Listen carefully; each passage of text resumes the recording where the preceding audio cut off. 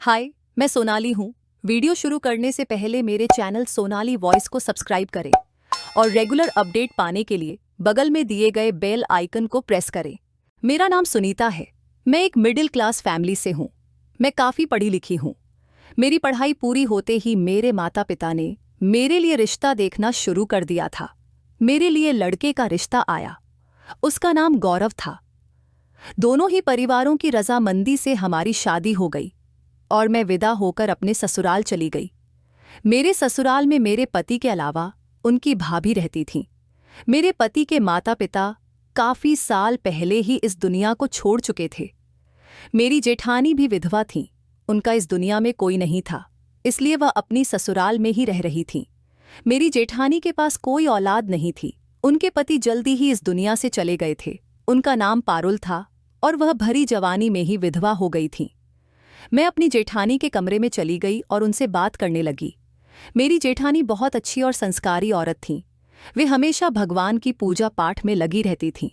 उन्होंने अपने देवर का बहुत ख्याल रखा था। उससे पहले उनके साथ जो कुछ भी हुआ था उसके बारे में मुझे नहीं पता, लेकिन मेरी जेठानी बहुत अच्छी औरत थीं। मैं रोज़ उनकी टांगें दबाने उनके कमरे में चली जाती थी। एक दिन जब वह सो गईं तो मैं किचन की तरफ चली गई। किचन में आकर मैंने भाभी के लिए चाय बनाई और उनके कमरे में देने चली गई। फिर किचन का सारा काम निपटाकर भाभी के कपड़े इस्त्री करके अलमारी में सेट कर दिए। अपने कमरे में जाते जाते मुझे 11 बज गए थे। गौरव भी सोने के लिए लेट चुके थे। अकेले ही मैं घर के सारे काम करती थी, इसलिए काफी व्यस्त रहती थी।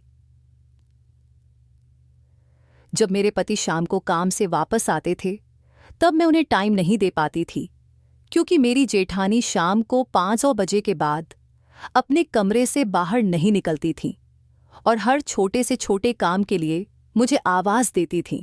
मुझे उनकी सेवा करके बड़ी खुशी होती थी। मैंने उनसे कह रखा था कि आपको बेड से नीचे अपना एक कदम भी उतारने की ज़रूरत नहीं, मैं आपका सारा काम खुद कर दूंगी। मेरी बात सुनकर मेरी जेठानी बहुत खुश हुई थी और मुझे आशीर्वाद देने लगी थी। मुझे आशीर्वाद ही तो चाहिए था। देखते ही देखते हमारी शादी को 1 साल हो गया, मगर अभी तक मुझे कोई बच्चा नहीं हुआ था। मेरी जेठानी बहुत संस्कारी औरत थी। मेरे पति कहते थे कि भाभी से आशीर्वाद ले लेना और उनसे अपने लिए प्रार्थना करवाया करो। भगवान उनकी प्रार्थना को बहुत जल्दी सुनते हैं, इसलिए तुम उनसे आशीर्वाद लेकर रहा करो। हमारे पड़ोस में भी मेरी जेठानी का बहुत नाम था। किसी का भी बच्चा बीमार होता तो वे लोग मेरी जेठानी से अपने बच्चे को आशीर्वाद दिलवाने के लिए लाते थे। मेरे पति ने भी कह रखा था कि अगर तुम मुझे खुश रखना चाहती हो तो तुम्हें मेरी भाभी को खुश रखना पड़ेगा और हमेशा उनका ख्याल रखना पड़ेगा। इसलिए मैं बहुत अच्छी तरीके से चल रही थी। मगर इन सब में मेरा और मेरी जेठानी का रिश्ता कुछ मुरझा गया था। फिर एक दिन कुछ ऐसा हुआ जिसने मेरी जिंदगी को हिलाकर रख दिया और मुझे हैरान कर दिया। मुझे इस दुनिया में सबसे ज्यादा किससे नफरत है, यह भी पता चल गया। मैं अपनी जेठानी के रोज रात को पैर दबाया करती थी। एक दिन जब मैं उनकी टांगें दबाकर जा रही थी तो रात के 11 बज गए थे। मैं कुछ समय से नींद न आने की मरीज बन गई थी, इसलिए नींद की दवाई लेकर सोने लगी थी। मैंने अपनी दवाइयों वाला डब्बा उठाया तो यह देखकर परेशान हो गई कि उसमें मेरी नींद की दवाई नहीं थी। रात का समय था, इसलिए दवाई का बंदोबस्त भी नहीं कर सकती थी। अब मुझे नींद नहीं आ रही थी। मेरे पति भी सो चुके थे। मैंने डरते डरते अपने पति को जगाने की कोशिश की, लेकिन कोई जवाब नहीं आया। शायद वे गहरी नींद में थे, इसलिए उठ नहीं पाए। वे इतनी गहरी नींद में सो रहे थे कि उनके खर्राटे कमरे में गूंज रहे थे। मैं सारे दिन की थकी हुई थी, इसलिए लेट गई। सोचा शायद थकान की वजह से बिना दवाई के ही नींद आ जाए, मगर यह मेरी गलतफहमी थी। रात के 3 बज चुके थे। लेटे लेटे मेरी कमर दुखने लगी थी, लेकिन मुझे नींद नहीं आ रही थी, इसलिए तंग आकर उठकर बैठ गई। बोर हो रही थी, इसलिए मेरे दिमाग में ख्याल आया कि भाभी के कमरे में जाकर उनके पास बैठ जाऊं। मेरी जेठानी कहती थीं कि मैं तो सारी रात जागती रहती हूं मुझे नींद कम ही आती है। मैंने सोचा, चलो उनके पास ही जाकर कमरे में अपना टाइम पास कर लेती हूँ। मेरी जेठानी के कमरे में एक मंदिर बना हुआ था। वे भगवान के आगे बैठकर हमेशा पूजा पाठ करती रहती थीं। मैं अपने कमरे से निकलकर जैसे ही उनकी तरफ बढ़ी तो मर्दों के बोलने की आवाज़ें सुनाई देने लगीं। अचानक मेरे कदम रुक गए। यह कैसे हो सकता था कि उनकी कमरे से किसी मर्द की आवाज़ आ रही थी। लगा कि यह मेरा वहम हो सकता है, इसलिए थोड़ा और आगे बढ़ी। तभी उस मर्द ने जेठानी का नाम लिया। वह पारुल पुकार रहा था। अब तो पक्का यकीन हो गया कि आवाज़ उनकी कमरे से ही आ रही है। अजीब सी खुशी हुई। न जाने क्यों, मगर दिल को अचानक से सुकून आ गया। मैं उल्टे पैरों से अपने कमरे में वापस आ गई और गौरव को उठाने लगी। अचानक वह भी बौखलाकर उठ गए। मैंने कहा, जल्दी उठो, भाभी के कमरे से किसी मर्द की आवाज़ आ रही है। उनके कमरे में कोई मर्द आया हुआ है। उन्होंने अपने किसी आशिक को घर बुलाया होगा। रात के इस समय किसी आदमी का आना क्या मतलब हो सकता था? मेरे पति गुस्से में आ गए और कहने लगे, सुनीता, मैं तुम्हारी जुबान खींच लूंगा अगर तुमने मेरी माँ जैसी भाभी पर कोई भी गलत आरोप लगाने की कोशिश की। इसलिए सोच समझकर मेरी भाभी के लिए कुछ भी बोला करो। मैंने पति का हाथ पकड़कर खींचा और कहा, एक बार मेरे साथ चलो, अपनी आंखों से सब कुछ देख लो। मेरे पति गुस्से से मुझे देख रहे थे, मगर मेरे पीछे पीछे चलने लगे। मैंने एकदम से जेठानी के कमरे का दरवाज़ा खोल दिया ताकि उन्हें समझने का भी मौका न मिले। दरवाज़ा खोलने के बाद जो देखा उससे हम दोनों हैरान हो गए। मेरी जेठानी भगवान की मूर्ति के आगे हाथ जोड़कर बैठी हुई थीं और प्रार्थना कर रही थीं। उन्होंने पीछे मुड़कर हमें देखा और घूरने लगीं। मैंने घबराकर कहा, भाभी, मैं आपसे सिर दर्द की गोली लेने आई थी। मेरे पास नहीं है, शायद आपके कमरे में हो। गौरव खामोशी से खड़े रहे। जेठानी ने गौरव को अपने पास बुलाया, लेकिन वे उनके पास नहीं गए और कमरे से बाहर निकल गए। मैं कमरे के अंदर चारों तरफ देखने लगी, लेकिन मर्द कहीं नहीं दिखा। जेठानी गुस्से में कहने लगी, तुम यहाँ क्या कर रही हो? मेरा मुंह क्यों देख रही हो? रात को आकर मेरी प्रार्थना में खलल डाल दी। उनका गुस्सा देखकर मैं डर गई। पहले दिन से ही जेठानी ने मेरे दिल में अपने लिए डर पैदा कर दिया था। उनसे कुछ भी पूछने की हिम्मत नहीं होती थी। डरते डरते मैं अपने कमरे में चली गई। जैसे ही कमरे के अंदर दाखिल हुई, गौरव ने मेरे मुंह पर जोरदार थप्पड़ मारा। वह कहने लगे, जी तो चाहता है कि मैं तुम्हें अभी और इसी वक्त इस घर से निकाल दूं। मैंने शादी की पहली रात ही कहा था कि तुम्हें मेरी भाभी का ख्याल रखना है और कभी भी उनकी खिलाफत में कोई उल्टी सीधी बात ना सुनूं। अगर ऐसा हुआ तो मैं तुम्हें नहीं छोड़ूंगा, लेकिन मैं तुम्हें एक आखिरी मौका देता हूं, क्योंकि तुम मेरी भाभी की पसंद हो। आज के बाद अगर तुमने कुछ भी गलत कहा तो मैं तुम्हें तलाक देकर इस घर से निकाल दूंगा और मुझे इसका कोई अफसोस नहीं होगा, समझी तुम? मैं तो अपने पति की बातें सुनकर हैरान रह गई थी और पूरी तरह से डर गई थी। गौरव फिर से सोने के लिए लेट गए थे, जबकि मैं कमरे के कोने में बैठी चुपके चुपके रो रही थी। आज मेरे पति ने मुझे मेरी जेठानी की वजह से इतनी बड़ी बात कह दी थी। अगर मुझसे गलती हुई थी तो वह मुझे डांट सकते थे, लेकिन उन्होंने गुस्से में इतनी बड़ी बात कह दी कि मुझे अपनी जेठानी पर बहुत गुस्सा आने लगा था। अब मुझे उनसे नफरत हो रही थी। मेरी शादीशुदा जिंदगी बस उनके इर्द गिर्द ही घूमती आई थी। गौरव का रिश्ता मेरी जेठानी ही लेकर आई थी। मेरी जेठानी हमेशा बड़ा सा घूंघट करती थी, बहुत ही धीमी आवाज में बात करने वाली और नरम मिजाज की औरत थी। मेरी फैमिली को बहुत पसंद आई थी। मेरी फैमिली को लगता था कि मेरी जेठानी कितने अच्छे संस्कार वाली है, तो उनके देवर भी अच्छे होंगे। यही सब देखते हुए मेरी फैमिली ने मेरी शादी यहाँ तय कर दी थी। मेरी फैमिली का कहना था कि तुम्हारी ससुराल में सास ससुर नहीं है, बस एक जेठानी है। वह भी इतनी अच्छी और संस्कारी औरत है, सारा दिन भगवान की प्रार्थना में लगी रहती है। तुम अपनी जेठानी को बेड पर बैठाकर खिलाओगी तो भी कम होगा। बहुत अच्छी औरत है, उसे कभी तकलीफ मत देना, हमेशा इज्जत करना। शादी की पहली रात में मेरे पति ने भी यही समझाया था कि मेरी भाभी का हमेशा ख्याल रखना। मेरी भाभी मेरे लिए माँ की तरह है। अगर तुम उन्हें खुश रखोगी तो मैं भी खुश रहूंगा। गौरव की बातें मेरे दिमाग में नक्श सी बन गई थी। तब से ही मैंने अपनी जेठानी का हमेशा ख्याल रखा, उनकी सेवा की और उन्हें अपना सब कुछ मान लिया था। गौरव मेरी तारीफ करते रहते थे, मगर शाम को जब गौरव ऑफिस से घर आते तो काफी घंटों तक अपनी भाभी के कमरे में बैठे रहते थे। अगले दिन भी ऐसा ही हुआ।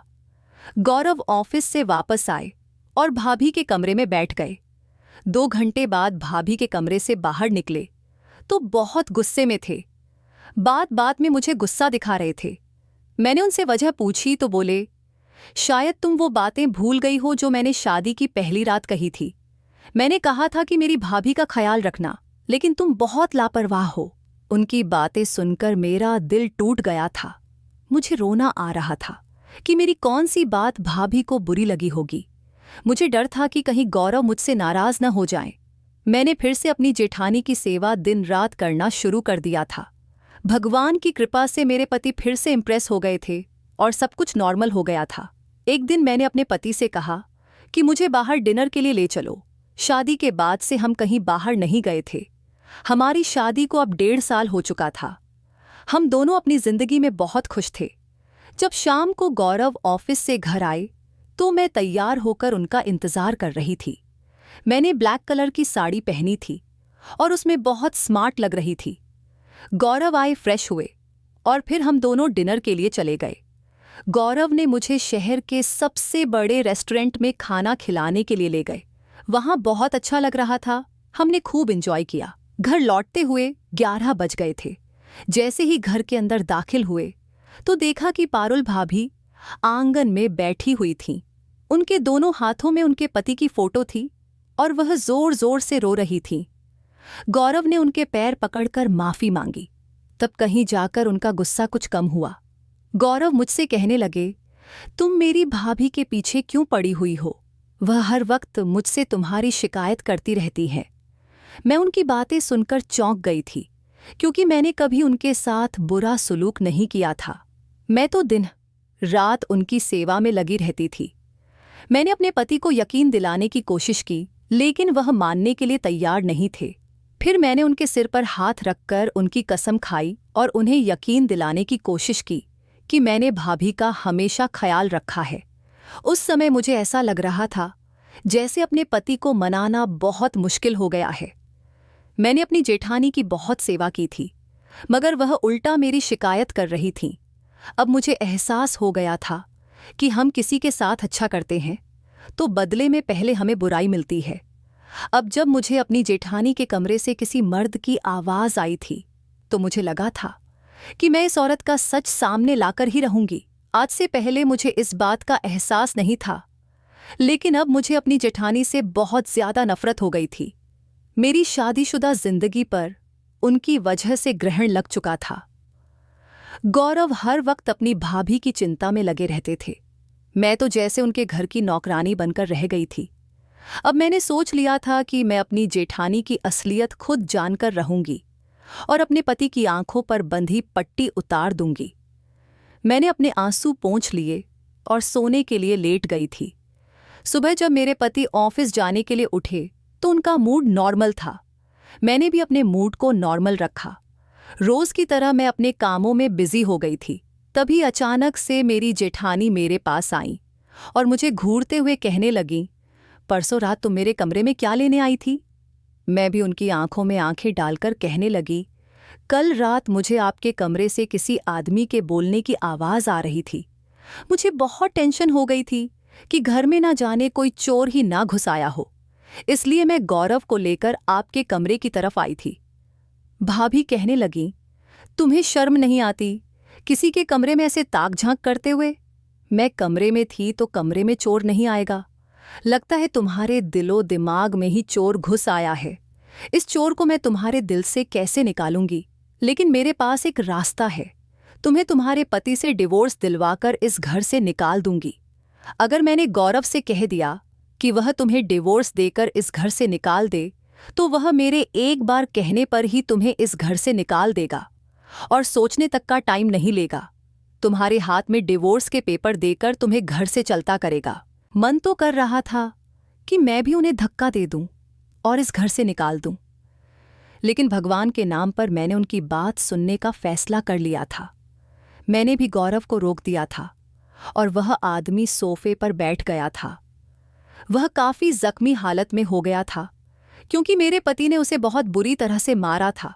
मैंने भाभी से कहा, कहो आप क्या कहना चाहती हो? और गौरव से कहने लगी, एक बार भाभी की बात सुन लो। भाभी ने बताया कि उनका अफेयर 3 साल से इस आदमी के साथ चल रहा है। जब उनके पति की मौत हो गई थी, उसके बाद से ही इस आदमी ने उनको प्रपोज किया था। भाभी ने बताया कि इसका नाम विपुल है और यह मुझे शादी से पहले से ही पसंद करता था। जब इसे पता चला कि तुम्हारे भैया की मौत हो चुकी है, तब से यह मुझे और भी ज्यादा पसंद करने लगा था और मुझसे दोबारा शादी करना चाहता था। विपुल की बहन मेरे भाई की पत्नी है और अपनी शादी से पहले मैंने विपुल की बहन को बहुत ज्यादा तंग किया था। मेरा भाई, जो मेरी भाभी का छोटा भाई है, मेरे भड़काने पर अपनी पत्नी को बुरी तरह से पीटता था। मेरी भाभी हर तरह से बहुत अच्छी, समझदार और सुलझी हुई लड़की थी, इसलिए मैंने उसका रिश्ता अपने भाई से तय कर दिया था। पारुल भाभी रो रो कर अपनी कहानी सुना रही थीं।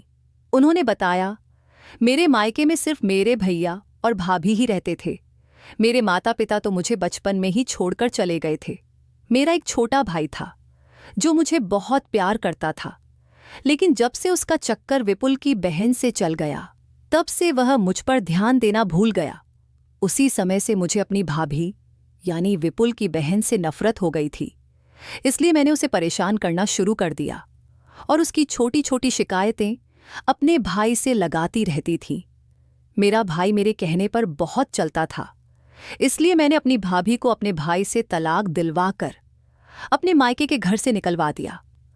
इसके बाद मेरी शादी हो गई और मेरा इरादा था कि मैं घर पर अकेली राज करना चाहती थी, लेकिन मेरे भाग्य में ऐसा मुमकिन नहीं था। मेरे पति शादी के 8 महीने बाद ही मुझे छोड़कर चले गए।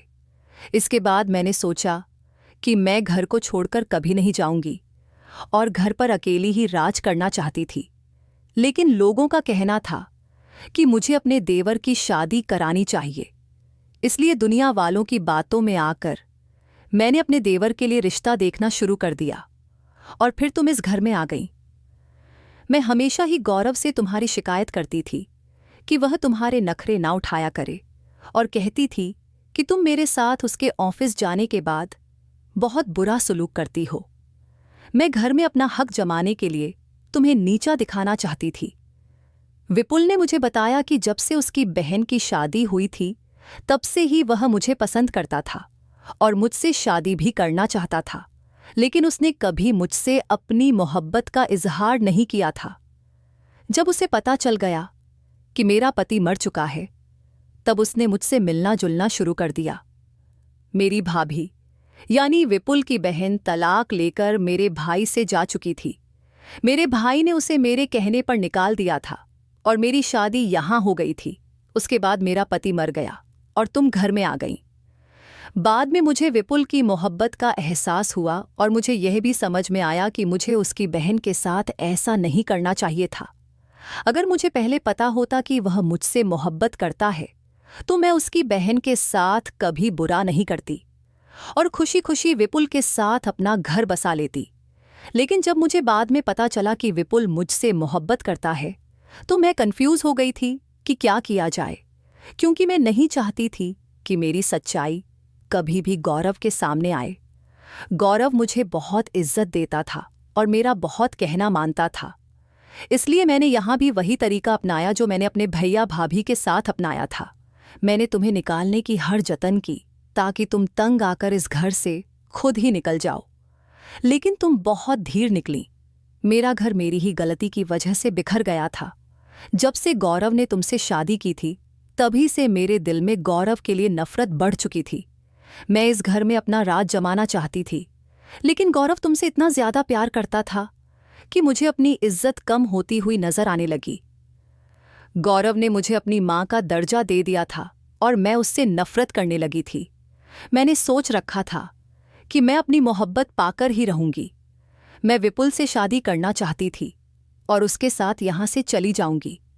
मैं तुम दोनों के खाने में भी प्रेगनेंसी न ठहरने की दवाई मिला दिया करती थी, ताकि अगर तुम्हारा बच्चा हो गया तो गौरव बच्चे से और ज्यादा प्यार करने लगेगा और मेरा ध्यान हटा लेगा, क्योंकि मैं ऐसी जिंदगी नहीं गुजारना चाहती थी। ज्यादातर विधवा औरतों की कोई वैल्यू नहीं होती, लेकिन मैं ऐसा नहीं चाहती थी। मैं चाहती थी कि घर में मुझे मालकिन बनाकर रखा जाए और हर काम मेरी मर्जी के मुताबिक हो। यही वजह है कि अभी तक तुम प्रेग्नेंट नहीं हो। काफी समय से विपुल मुझसे कह रहा था कि मैं उसके साथ भाग जाऊं। मेरी और विपुल की मुलाकातें बढ़ने लगी थीं। मैं अपने कमरे की खिड़की खोल दिया करती थी और विपुल खिड़की से मेरे कमरे में आ जाया करता था। हम दोनों रात में एक दूसरे से बातें किया करते थे। हमने शादी करने का इरादा कर लिया था। अब मैं विपुल के साथ घर छोड़कर जा रही थी। हम दोनों ही शांत थे। मेरी जेठानी ने मेरी जिंदगी में जहर घोलने की कोई कसर नहीं छोड़ी थी। मुझे अपनी जेठानी पर बहुत गुस्सा आ रहा था। हम सब खामोश खड़े थे। तभी विपुल बोल पड़ा, पारुल, तुम्हें में क्या लगता है? मैं तुमसे प्यार करता हूं। मैं तुमसे प्यार करने का सिर्फ नाटक कर रहा था। मैं तुम्हें बहाने से भगा कर ले जाता और किसी सड़क के किनारे छोड़ देता। क्या मुझे नहीं पता कि तुमने मेरी बहन के साथ कितना बुरा किया है? तुम्हारी वजह से मेरी बहन तलाकशुदा होकर घर में बैठी है और दिन रात खून के आंसू रोती रहती है। अपनी बहन को देख देख कर मुझे सबसे ज्यादा गुस्सा तुम पर आता था। इसलिए मैंने तुम्हारे साथ प्यार का ढोंग रचाया और तुम्हें अपने प्यार के जाल में फंसा लिया। मुझे पता था कि तुम बहुत बड़ी लालची औरत हो। तुम हर घर में अपनी चलाना चाहती हो, इसलिए तुमने अपने भाई की जिंदगी बर्बाद कर दी और अब यहां तुम अपने देवर की जिंदगी भी बर्बाद करने जा रही थी। मैंने सोच लिया था कि मैं तुमसे इसी तरह बदला लूंगा।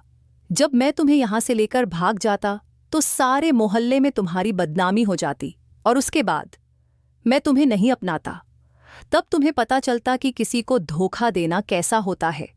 जिस तरह तुमने मेरी बहन को जलील किया था, उसी तरह मैं भी तुम्हें सारी दुनिया के सामने जलील करना चाहता था। लेकिन इससे पहले ही इन दोनों को हमारी सच्चाई के बारे में पता चल गया। तुम्हें क्या लगता था कि मैं तुमसे शादी करना चाहता हूं? यह तुम्हारी बहुत बड़ी गलतफहमी है। मैं तो सिर्फ तुमसे बदला लेना चाहता था, इसलिए तुम्हारे साथ प्यार का खेल खेल रहा था और रोज तुमसे मिलने यहां आता था। मैं कभी भी तुम जैसी औरत से शादी नहीं कर सकता, जो दूसरों का घर नहीं बसा सकती, वह खुद का घर भी नहीं बचा सकती। इतना कहकर विपुल आगे बढ़ गया था। पारुल भाभी विपुल के पीछे गेट तक चली गईं। वे बुरी तरह से विपुल के आगे पीछे रो रही थीं और कह रही थीं, प्लीज मुझे अपने साथ लेकर चलो। तुमने मुझे बहुत बड़ा धोखा दिया है। मैंने तुम्हारी बहन के साथ जो भी किया उसके लिए मुझे माफ कर दो, लेकिन प्लीज मुझे एक्सेप्ट कर लो। लेकिन विपुल ने उनकी एक नहीं सुनी और उन्हें धक्का देकर घर से निकल गया। उसके बाद गौरव ने भाभी का हाथ पकड़कर उनके कमरे में बंद कर दिया। वे हैरान थे कि उन्होंने अपनी भाभी को अपनी मां समान समझा था, लेकिन उनकी भाभी उनकी ही जिंदगी में जहर घोल रही थी। 3 दिन बाद मेरे पति ने पारुल भाभी की शादी एक 50 साल के आदमी के साथ करने का फैसला कर लिया था। भाभी शादी करने के लिए तैयार नहीं थी, लेकिन मेरे पति ने कहा, अब मेरे भैया इस दुनिया में नहीं हैं, इसलिए घर और जायदाद में आपका कोई हिस्सा नहीं है, इसलिए आप इस घर में नहीं रह सकती। मैं आपको सड़कों पर बर्बाद होने के लिए नहीं छोड़ सकता। आप औरत हैं, इसलिए आपकी इज्जत कर रहा हूं। इस आदमी से शादी कर लेंगी तो आपका घर भी बस जाएगा, वरना मैं आपको मारकर घर से निकाल दूंगा। आपका अपना कोई नहीं है, यह मैं अच्छी तरह से जानता हूं, इसलिए मैं नहीं चाहता कि आपको दर दर की ठोकरें खानी पड़े। आपके लिए बेहतर यही होगा कि चुपचाप शादी कर लें और अपना घर बसा लें। मेरी जेठानी मान गई थी, इसलिए उन्होंने शादी करना ही बेहतर समझा और चुपचाप उस 50 साल के आदमी के साथ शादी कर ली। गौरव ने उन्हें विदा करते समय कहा, आज के बाद हमारा जो भी रिश्ता था वह खत्म हो चुका है। अपना घर बसा लो, इसी में तुम्हारी भलाई है। अगर तुम वहां से वापस मेरे घर आ गई तो मैं तुम्हें इस घर में नहीं रखूंगा, क्योंकि अब इस घर में तुम्हारे लिए कुछ भी बाकी नहीं है। इस घर के दरवाजे तुम्हारे लिए हमेशा के लिए बंद हो गए हैं। भाभी रोते हुए अपने पति के साथ चली गईं। भाभी के जाने के बाद मेरे पति ने मुझसे हाथ जोड़कर माफ़ी मांगी। मैंने अपने पति को माफ़ कर दिया। अब मैं अपने पति के साथ बहुत खुश हूँ। कुछ समय बाद ही मैंने प्यारी सी बेटी को जन्म दिया। भाभी से हमारे सारे रिश्ते नाते खत्म हो गए। अब मैं अपने ससुराल में बहुत हंसी खुशी रह रही हूँ। मेरी सारी जिंदगी खुशियों से भर गई है। मेरे पति मुझसे बहुत प्यार करते हैं। इंसान जैसा करता है वैसा ही अपनी जिंदगी में भुगतता भी है। ऐसा ही कुछ मेरी जेठानी ने भी किया था। विपुल उनसे सिर्फ बदला ले रहा था और उसका बदला पूरा होते ही उसने भाभी को छोड़ दिया था।